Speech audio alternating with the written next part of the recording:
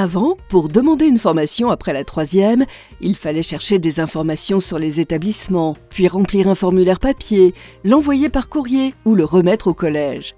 Maintenant, grâce au service en ligne, c'est entièrement dématérialisé. Je me renseigne sur les formations et je fais des vœux pour mon enfant sur une seule plateforme. Juste 4 étapes à suivre en ligne. Vous allez voir, c'est très simple. Pour commencer, je me connecte au portail Scolarité Service avec l'identifiant et le mot de passe de mon compte EduConnect. Sur la page d'accueil, cliquez sur Mes services, choisir Orientation, puis Découvrir les formations.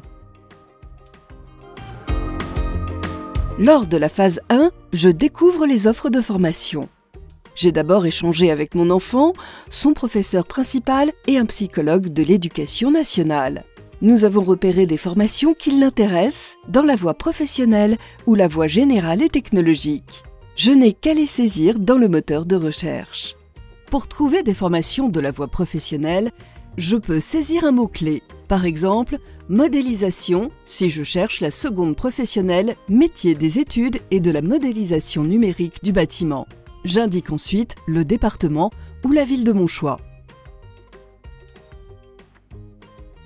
Le résultat de ma recherche s'affiche. Des badges m'indiquent si la formation est en établissement public ou privé, en apprentissage ou sous statut scolaire, ou s'il y a des modalités particulières pour y entrer. Quand je sélectionne une formation dans un établissement, j'accède aux informations fournies par l'académie. Je suis les indications données. Je consulte l'onglet Débouchés pour savoir ce que deviennent les élèves 6 mois après leur formation, s'ils continuent leurs études ou s'ils ont trouvé un emploi. Pour une présentation détaillée, je prends connaissance de la fiche ONICEP. Je peux rechercher une autre formation sans changer de page. Par exemple, je saisis le mot-clé « fleurs » car mon enfant est aussi intéressé par le CAP fleuriste en apprentissage. Je fais une recherche sur l'ensemble du département du Nord et je sélectionne le statut « apprentissage ».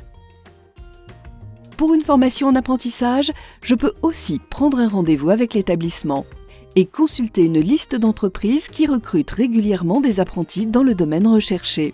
Je peux ainsi envoyer des candidatures.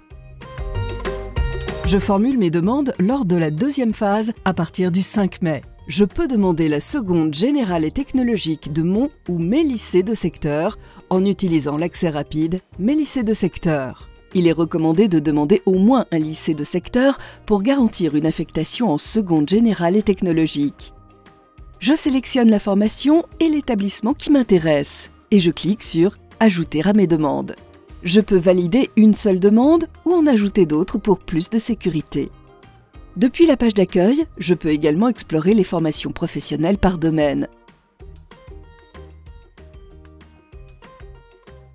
Lorsque j'ai ajouté toutes mes demandes, je vérifie et j'enregistre ma sélection. Je n'oublie pas de classer mes demandes dans mon ordre de préférence, puis j'enregistre. L'enregistrement déclenche l'envoi d'un courriel m'indiquant que mes demandes ont bien été prises en compte. Je peux modifier mes choix jusqu'au 26 mai, fin de la phase 2.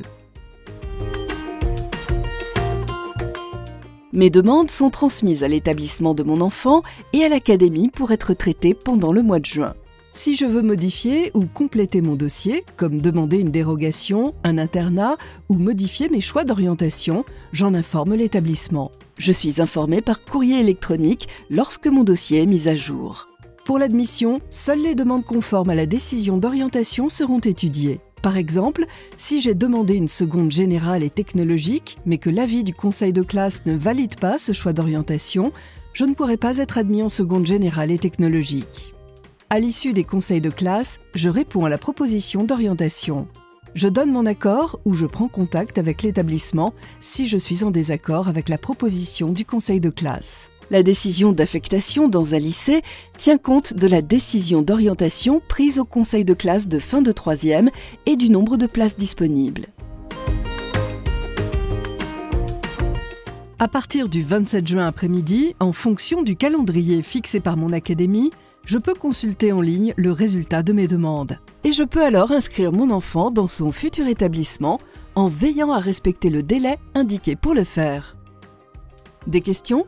Prenez contact avec l'établissement de votre enfant.